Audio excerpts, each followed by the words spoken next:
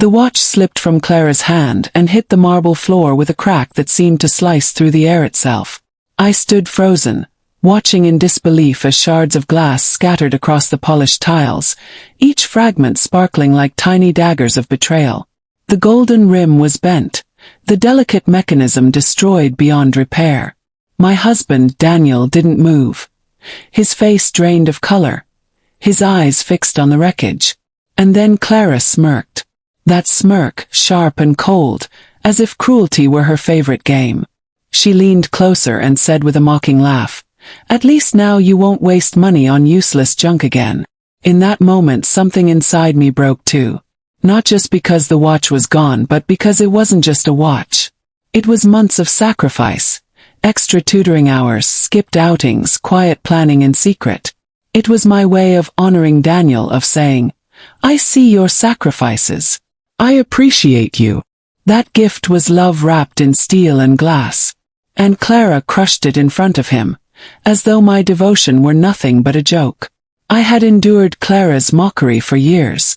The snide remarks, the forced laughs from others, the subtle humiliations I brushed off because I thought silence would keep the peace.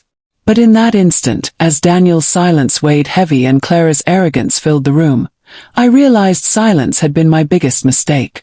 She thought she'd humiliated me for the last time, that she had proven her power. But she had no idea what she had awakened. What followed didn't just change the way my family saw her. It destroyed the carefully polished facade she lived behind. Piece by piece, her superiority crumbled, and the final twist, the one she never imagined, left her more shattered than the watch she mocked.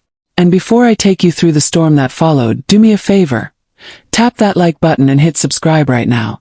Stories like this deserve to be told, and every click makes sure more people hear them. Trust me, you don't want to miss the way this tale ends. I'm Elena, 34 years old, and if there's one word that has always described me, it's steady. I work as a teacher. Nothing glamorous, nothing that makes headlines, but meaningful all the same. My days are filled with chalk dust, lesson plans, and the quiet joy of seeing children's faces light up when something finally clicks. Teaching has never made me rich, but it has given me a sense of purpose. I've always believed that value lies not in price tags but in meaning. That belief has shaped every choice I've made, from the home Daniel and I built to the little gifts I save up to give. Daniel, my husband, is 36, a mechanic by trade, and the kind of man who never complains even when the world sits heavy on his shoulders. When we first got married, he sold off his collection of vintage guitars just so we could pay the down payment on our modest house. That sacrifice still lingers in my heart, proof of his selflessness. He's never been the man to ask for new clothes, fancy gadgets, or vacations.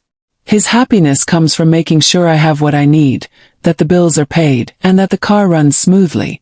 And because he never asks, I always find myself wanting to give. To surprise him, to remind him that his quiet sacrifices don't go unseen. Then there's Clara, my younger sister. She's 32, loud, stylish, and lives as if life were one long catwalk. Every gathering, she enters the room like it's a stage. Diamonds flashing, designer shoes clicking against the floor, stories dripping with exaggerated flair. She thrives on attention, on being the special one. But it's not just the clothes or the cars. It's the way she makes sure you feel small next to her shine. She doesn't need to say much. Sometimes just a glance, just a smirk, is enough to remind me that in her eyes, I will always be less. That wound didn't start in adulthood. I can still remember one afternoon in school. I must have been about 15. Clara walked past me in the hallway, surrounded by her friends, their laughter echoing against the lockers. She pointed at me and said loud enough for everyone to hear, "That's my sister, plain as a chalkboard." They erupted in laughter, and I wanted to vanish into the floor. It's been years, but that moment still stings. It wasn't just childish teasing. It planted a seed that Clara watered for decades, always reminding me that I wasn't shiny enough, bold enough, special enough. But here's the thing. I never needed to shine the way Clara did. My strength has always been quieter. I learned early on that meaning beats appearance, that depth outlasts glamour. I don't measure love in brands or status. I measure it in effort, sacrifice, and sincerity. And though Clara's laughter haunted me for years, it also shaped me. It taught me to stand firm in my own values, even when others tried to belittle them. What I didn't realize then, though, was that the strength I built silently would one day be the very thing that turned Clara's arrogance back on itself. Every Sunday, without fail, we gathered at my parents' house, a sprawling old estate in the middle of our small town. From the outside, it looked like something out of a magazine. The wide porch with tall white columns, the neatly trimmed hedges, the grand double doors that creaked open to a chandelier-lit foyer. To the neighbors, it was a symbol of stability and prestige. To me, it was a stage where Clara always claimed the spotlight, and I was cast in the role of the quiet background character. My parents, Martin and Rosa, never said it outright, but their preferences were written in every gesture. They adored Clara's flair, the way she swept in like a queen returning from her palace. They clapped at her stories of new shopping trips in the city, nodded proudly when she bragged about her designer handbags, and showered her with compliments whenever she spun in her newest dress. My mother would beam. "Doesn't she look stunning?" My father would chuckle. Clara always did have a gift for standing out. And me. My efforts were brushed aside with polite smiles. If I brought homemade pies, my mother would say, "Oh, that's sweet, Elena," before turning back to admire Clara's silk blouse. Daniel, my husband, always tried to stay calm in those gatherings. He would lean close and whisper reassurances, reminding me that none of it mattered, that what we had at home was real and steady. But I could see the discomfort in his eyes. He never liked how unbalanced it was, how Clara's smallest accomplishments earned parades of praise while my efforts went unnoticed, dismissed as ordinary. The contrast was painfully visible every week. Clara would pull up in a flashy imported car, its glossy paint catching the afternoon sun. She'd step out in towering heels, perfume trailing behind her like a declaration of superiority. I, on the other hand, arrived in our modest sedan, reliable, slightly worn, the kind of car you don't notice in a parking lot. Daniel would open the door for me. His simple gesture of love unnoticed in the shadow of Clara's performance. The humiliation reached its peak during holidays. I remember one Christmas when I carefully chose handmade scarves for everyone. Soft wool, colors picked to match their personalities. Clara arrived late, dragging in glossy shopping bags from a luxury store. She tossed them onto the couch and said dramatically, "Well, I couldn't come empty-handed." When my parents opened her gifts, expensive but impersonal, they clapped and laughed as though she'd delivered treasure. Then they unwrapped mine. Clara took one look, burst out laughing and said, "Scarves? How practical. Leave it to Elena to give everyone something boring." The room erupted in laughter, and my cheeks burned hot. Moments like that piled up week after week, year after year. I had grown used to swallowing the sting, smiling politely, pretending it didn't matter. But Daniel noticed. He always noticed. Later, in the quiet of our car ride home, he would squeeze my hand and say, "Don't let her get to you. What you give has more heart than anything she ever buys." His words kept me afloat, but the imbalance weighed heavier each Sunday. That house, that grand mansion in the heart of our small town, wasn't just a family home. It was an arena. Clara played the star, my parents played her audience, and Daniel and I were forced into the role of spectators. Every laugh at my expense, every dismissive shrug of my efforts, built the tension higher. I thought I could live with it. I thought I could keep enduring. But the cracks were forming, and soon they would split wide open. It wasn't just one cruel moment that defined Clara's behavior. It was the endless stream of little humiliations, the repeated patterns that turned every family gathering into a quiet battlefield. Looking back, I can see how each insult chipped away at me. Each smirk dug a little deeper, and each laugh at my expense built a tower of resentment I tried desperately to ignore. Take the Sunday picnics, for example. I always packed homemade food, lasagna, apple pies, potato salad, meals prepared with care and love. Cooking was my way of showing affection, of giving something personal that money couldn't buy. But Clara. She would sweep in with catering boxes from the most expensive restaurant in town, laying them out as though she were hosting royalty.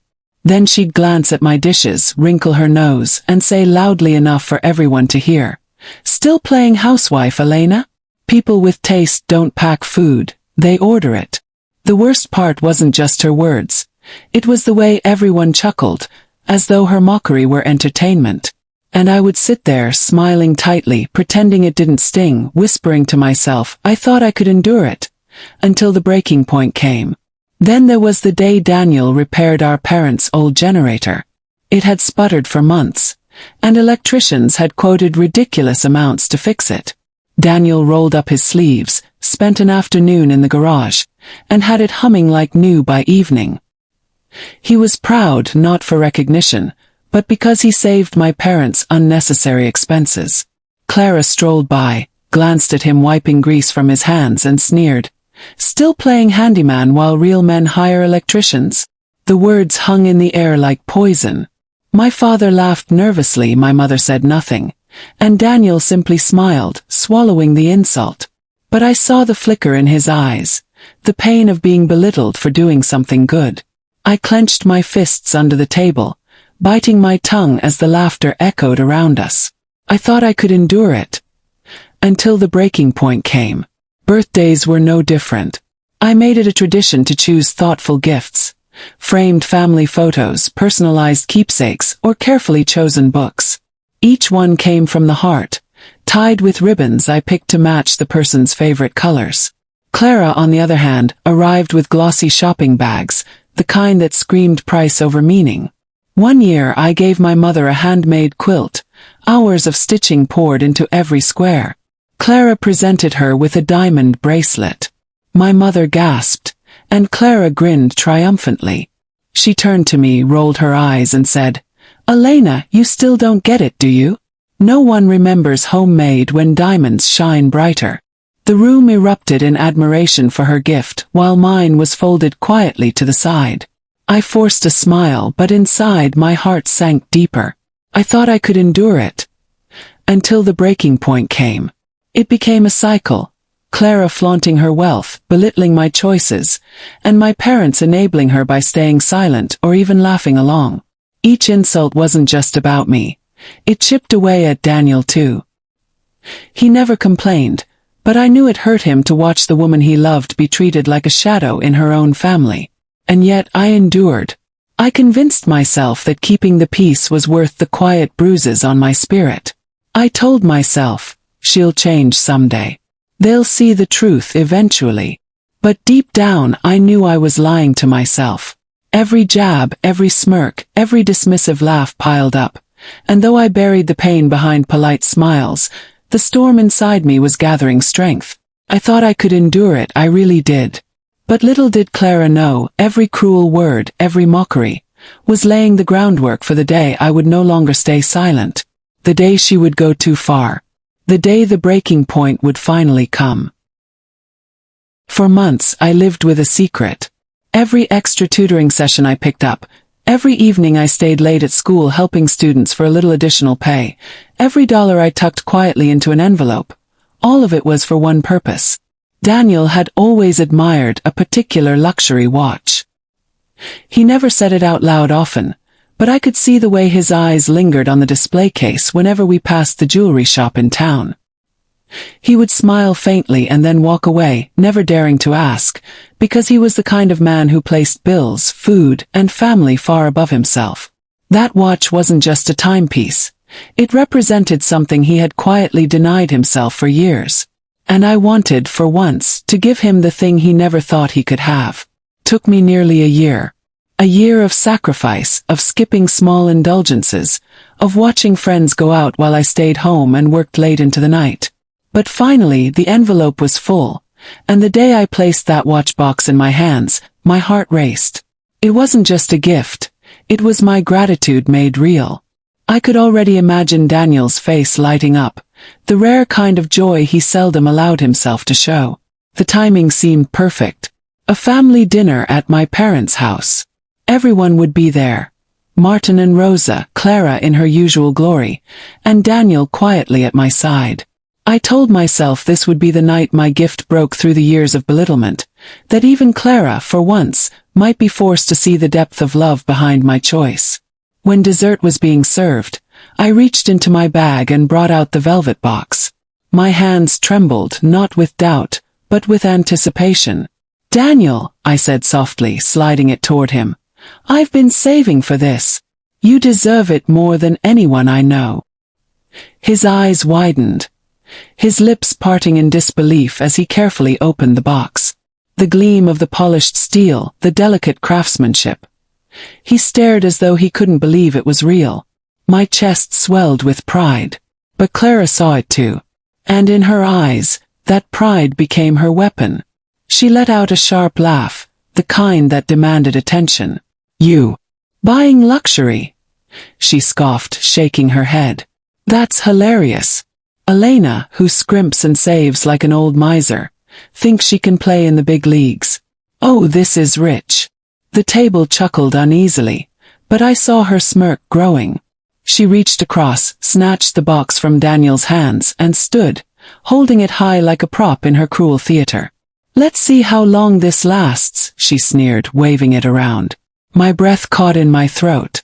I wanted to scream, to grab it back, but my body froze. Then, with one swift, deliberate motion, she let it drop. The sound was sharp, merciless. The watch hit the marble floor and exploded into pieces, glass shattering, metal bending, the delicate gears scattering like confetti of heartbreak. The room went silent. Daniel stood frozen, his eyes locked on the broken remains of something he had never even asked for, yet deserved so deeply. He didn't speak. He didn't move. His silence was louder than any words could have been.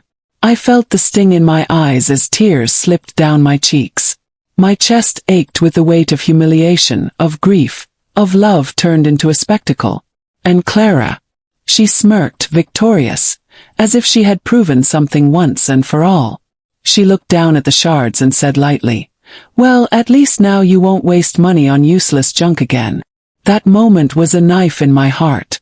Not because of the broken watch, it could be replaced, but because of what it symbolized. Months of sacrifice reduced to nothing. My husband's silent dream turned into an object of ridicule. My love mocked and crushed in front of everyone. And as I stood there, trembling with pain, I realized that this wasn't just about a watch. This was the moment everything inside me shifted. The moment my silence finally reached its end. For a few seconds after the watch shattered, I stood there in silence, tears sliding down my cheeks, my chest heaving as I tried to make sense of what had just happened. The room felt frozen, like even the air itself was afraid to move. My parents looked awkwardly at the broken pieces on the floor, unwilling to confront Clara. Daniel stood still, his jaw tight, but he said nothing, his silence heavier than 1,000 words. And Clara, she leaned back in her chair, that smug little smirk still dancing on her lips, as if she had won some twisted battle. Something inside me cracked. But it wasn't the kind of crack that weakens. It was the kind that lets something stronger pour through. For years I had endured her mockery, her sneers, her cruel jokes disguised as sisterly banter. I had told myself it was easier to stay quiet, easier to swallow the insults, easier to let her shine while I stood in the shadows.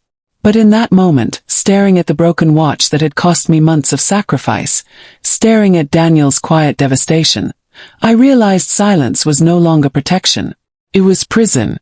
I wiped the tears from my face, and for the first time in a long time I stood tall. My voice didn't shake when I spoke. It rang through the room, cutting through the heavy silence. "No, Clara. This isn't about a watch. This is about respect. And today you lost mine forever." The words hung in the air, sharp and undeniable. Clara's smirk faltered for the first time, as though she hadn't expected me to answer back.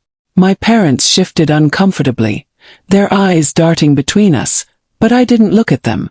My gaze was locked on hers, unwavering. I stepped closer, my voice steady, each syllable carrying the weight of every insult I had endured, every moment I had stayed silent, every time I had let her cruelty pass unchecked. "You've mocked my choices, my sacrifices, my life. But here's what you don't understand. I paused, letting the silence stretch long enough that even Clara leaned forward, suddenly unsure.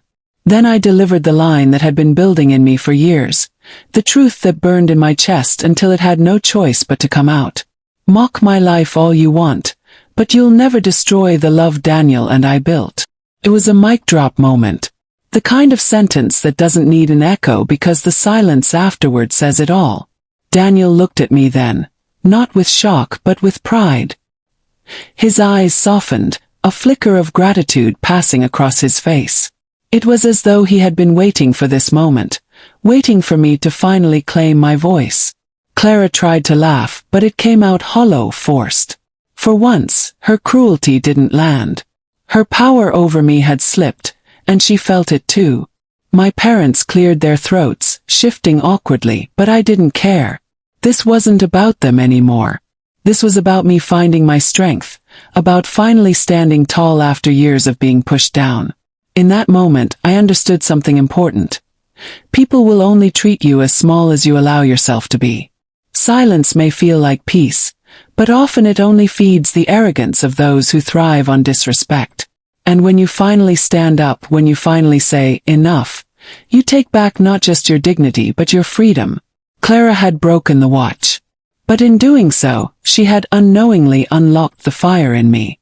That was the night everything shifted. That was the night my breaking point became my turning point. The silence after my words was deafening.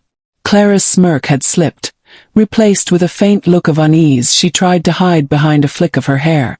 My parents sat stiffly, caught between discomfort and denial, clearly unwilling to intervene. Daniel still hadn't spoken, but when I looked at him, I saw something I hadn't seen in a long time, relief. Relief that I had finally spoken the truth out loud. I reached for his hand. It wasn't a timid gesture. It was firm, decisive, the kind of grip that says we are leaving and there's no turning back. Daniel's eyes met mine, and without hesitation he stood. Chairs scraped against the floor as the two of us rose together. The room tensed, like everyone sensed a storm breaking, but nobody knew how to stop it. Clara was the first to react. Her voice rang sharp, defensive, almost panicked. "Oh, come on, Elena, it was just a joke." She laughed, but the laugh didn't sound like victory anymore.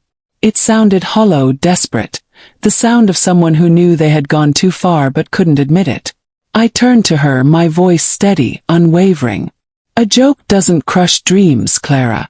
A joke doesn't shatter months of sacrifice. A joke doesn't humiliate someone you're supposed to love." I shook my head slowly, holding her gaze. "If that's your idea of humor, then I want no part of it." My parents finally stirred, their voices low, uncertain.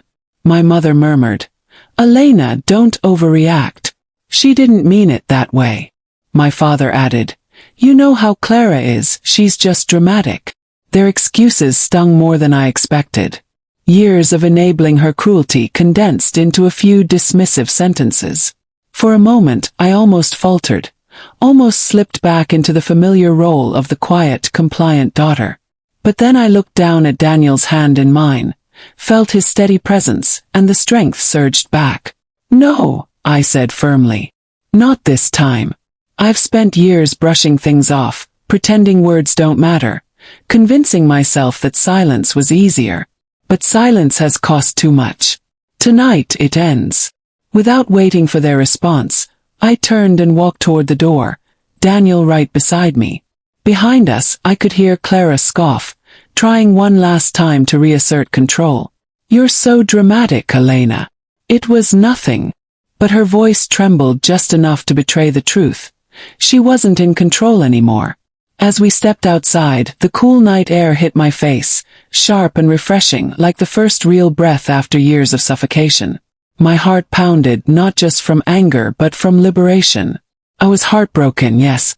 My gift lay shattered, my effort ridiculed. But I was stronger too. Stronger because for the first time I hadn't swallowed the pain. I hadn't stayed seated at the table where love was conditional and respect was absent. I had chosen dignity over compliance. Daniel squeezed my hand as we walked to our modest sedan parked beside Clara's gleaming car. He didn't need to say a word. The pride in his eyes, the way he looked at me, as though I had finally stepped into the strength he always knew I carried, was enough. When the engine started and we pulled away from the mansion's glowing lights, I felt both the weight of loss and the spark of something new. The loss of illusion, the spark of freedom. That drive home wasn't quiet sadness. It was the beginning of reclaiming myself, of rewriting what I would and would not tolerate. Clara thought smashing the watch had humiliated me. But in reality it had awakened me. And by walking out of that house, hand in hand with a man who had always seen my worth, I took the first bold step toward a life where her cruelty could no longer define me. The night Daniel and I walked out of my parents' house, I thought the story had ended there. I thought Clara would continue basking in her own little spotlight, laughing at her cruel joke, while I moved on quietly with my dignity intact. But life has a strange way of balancing the scales.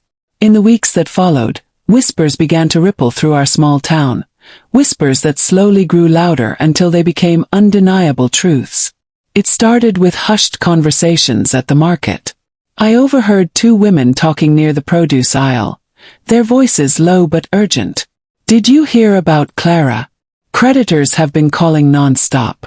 Apparently, her credit cards are maxed out."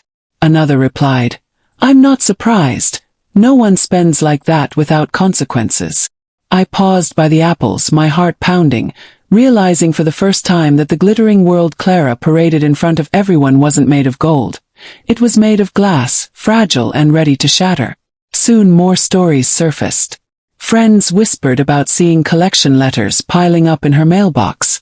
My parents, who had always praised her success, began receiving calls from banks, asking if they knew how to reach her. The very lifestyle Clara used to ridicule me for not having, the designer clothes, the catered dinners, the luxury cars, wasn't built on stability or hard work. It was built on borrowed money and empty bravado. And then came the cracks in her so-called perfect marriage. Clara and her husband, Eric, had always played the role of the glamorous couple. At gatherings they posed with wide smiles, his arm draped over her shoulder, her laugh echoing louder than anyone else's. But now rumors spread like wildfire. Constant fights behind closed doors, shouting matches that neighbors could hear through the walls. Eric had grown tired of carrying the weight of Clara's endless spending, tired of being dragged into a lifestyle they couldn't afford. Some whispered he had already left once, only to return after promises of change that never came. The neighbors who used to admire Clara's glossy cars and glittering jewelry began to avoid her. Invitations that once flooded her calendar grew fewer. The same people who had once leaned in eagerly to hear her stories now turned away, shaking their heads with pity, or worse, with disdain.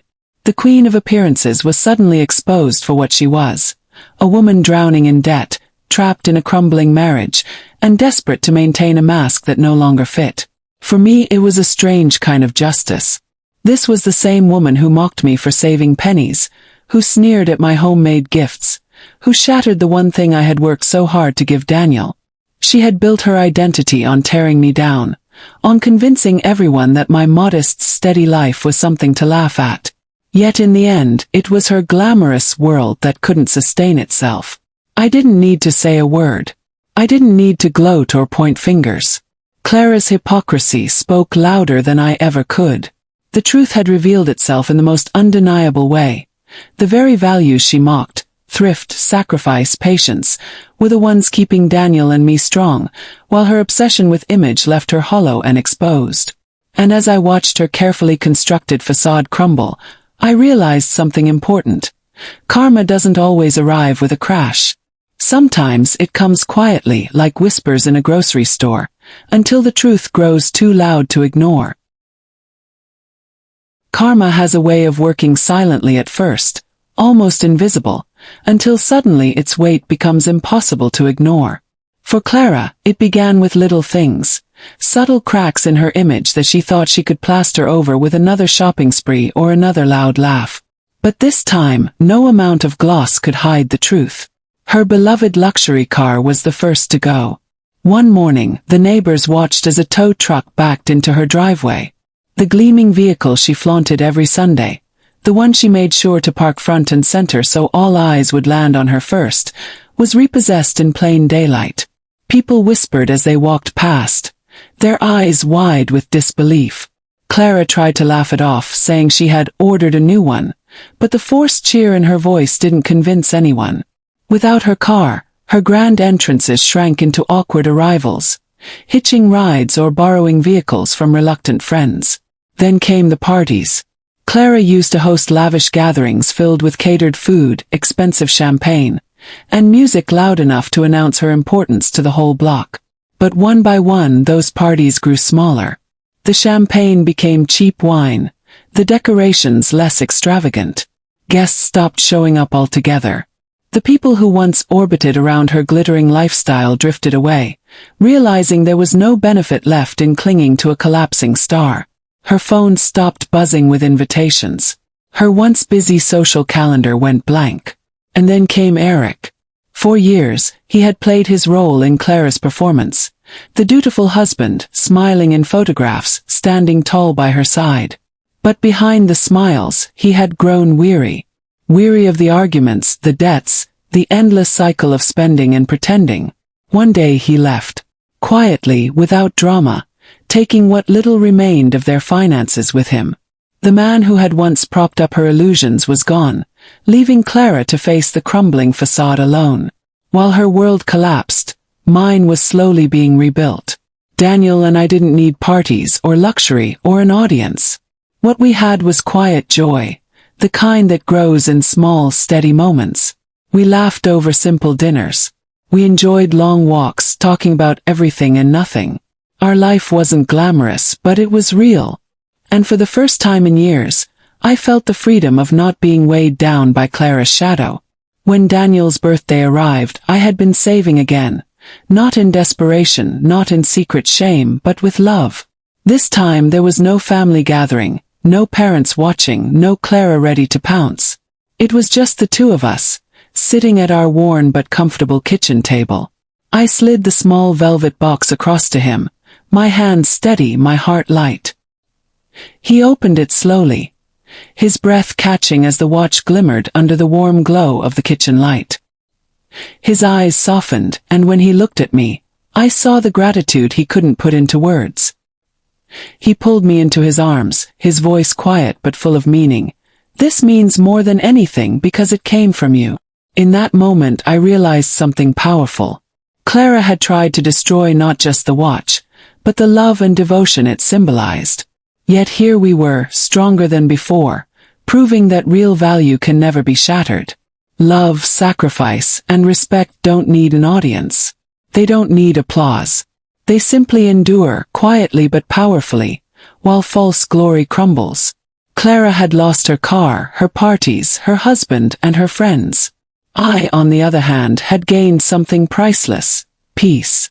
And in the quiet glow of our small kitchen, with Daniel's arms around me, I knew that karma had done its work. Healing doesn't come all at once.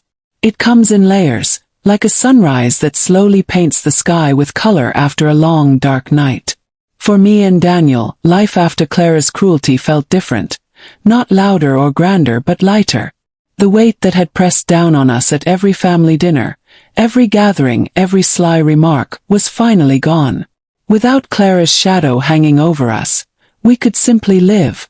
And in that quiet, we began to thrive. Our home became a sanctuary.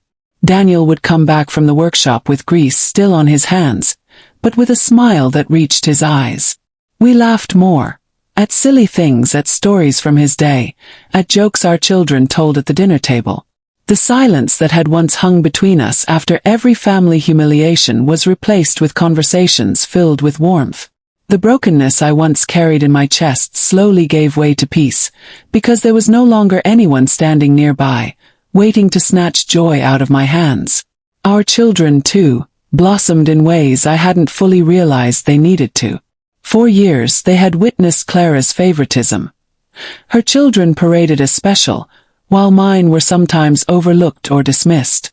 But away from that toxic stage, My children no longer measured themselves against anyone else.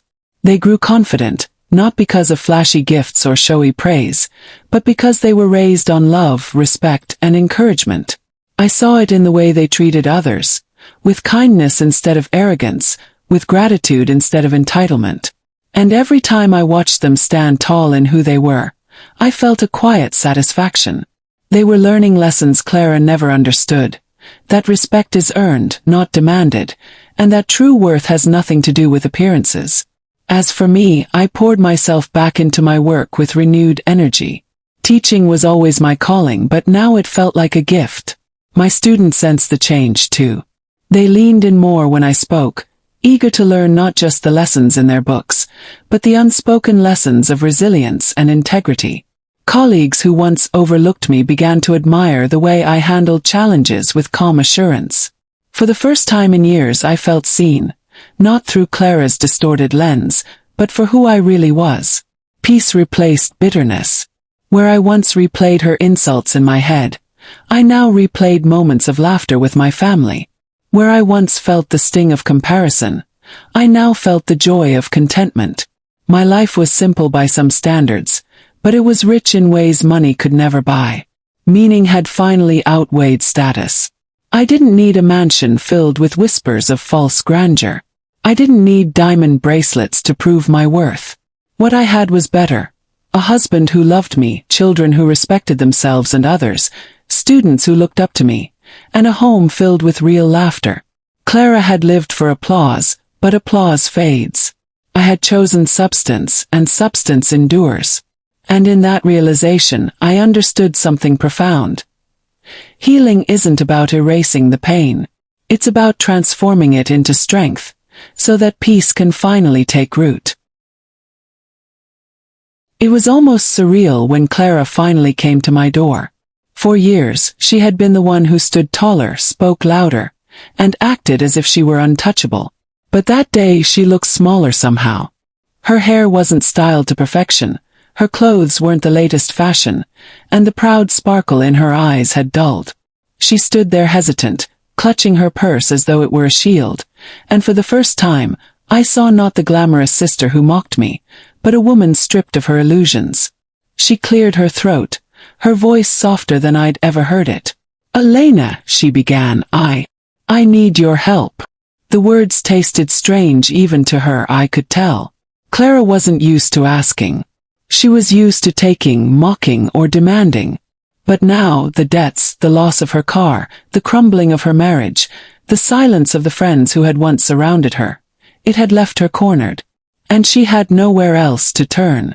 For a moment I just stood there. Old habits whispered in my ear. The instinct to appease, to forgive quickly, to keep the peace for the sake of family. But then I remembered the shattered watch. I remembered Daniel's silent hurt. I remembered years of laughter at my expense, years of being told I was plain, ordinary, forgettable. And I knew this moment wasn't about revenge. It was about respect. I met her eyes, steady and calm. "Clara," I said, my voice firm but not unkind, "respect comes first. Without it, there's nothing I can give you." The words hung heavy in the air, and for once, Clara had no retort. No sharp remark, no smirk to fall back on. She lowered her gaze, her silence admitting what her pride would not. Behind her, I saw my parents lingering at the gate, watching. For years, they had turned blind eyes to her cruelty, enabling her behavior by calling it, just Clara being Clara. But now, standing there as witnesses to her humbled request and my unwavering stance, something shifted in them too. My mother's eyes glistened with regret. My father's shoulders sagged as though he were carrying the weight of all the years they had favored one child over another. They saw me differently, not as the daughter who faded into the background, but as the one who stood tall when it mattered most. The power had shifted forever. Clara no longer held the stage, I did. Not because I shouted the loudest, but because I finally refused to let my voice be silenced. The respect I demanded wasn't negotiable anymore. And for the first time my family saw it clearly. That reckoning wasn't about watching Clara fall. It was about me rising, finally standing in my own worth, with dignity that no one could crush again. I used to believe that watch was everything. 4 months, it was all I thought about. The long evenings I spent tutoring, the quiet sacrifices, the envelope of cash that grew little by little until I could finally buy the one thing Daniel had admired for years but never asked for. When Clara smashed it against the marble floor, I thought she had smashed me too. I thought she had stolen my dignity in front of everyone and reduced my love to nothing more than a cruel joke. But looking back now, I realize I was wrong. Losing that watch wasn't the end of my dignity. It was the beginning of my freedom. Because in that moment of destruction, I found the strength I had buried for years. Clara may have crushed the gift, but she also freed me from silence. She forced me to stand up, to set boundaries, to declare once and for all that I deserved respect. The watch was broken, but my voice was finally whole. Daniel reminded me of this truth in the gentlest way. One evening as we sat at our kitchen table, the glow of the lamp soft around us, he took my hand and said, "It was never about the watch, Elena. It was about us." His words sank into me like a bomb, healing wounds I didn't know I still carried.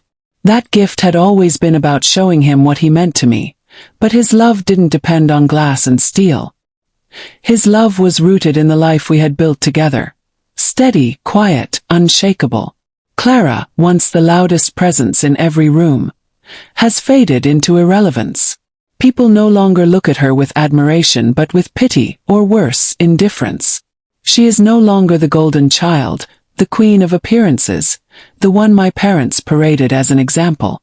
She is simply Clara, flawed, humbled, exposed. And while her voice grew quieter, mine grew stronger. As for me and Daniel, our story shines brighter than ever. Not because we own luxury, not because we win applause, but because we endured. We chose each other through sacrifice, through hardship, through the sting of humiliation, and we came out stronger. Our children see it. Our friends see it. And I see it every morning when Daniel smiles at me, when peace fills our home, when love outweighs every shadow the past ever tried to cast over us. Sometimes destruction clears the way for dignity. Sometimes what breaks before our eyes becomes the very spark that builds a new kind of strength. That shattered watch, those sharp little fragments on the marble floor, were not the end of my story. They were the beginning of a new one. True love built on sacrifice can never be broken. Not by arrogance, not by cruelty, not even by family who should have known better. And as I close this chapter of my life, I carry one lesson with me always. Dignity isn't given, it's claimed. And once you claim it, no one can take it away. If this story touched you, help it climb so more people can hear it. Tap like, share, and subscribe for more epic karma tales. Because stories like this remind us all. Love endures, respect matters, and sometimes the cruelest endings become the most powerful beginnings.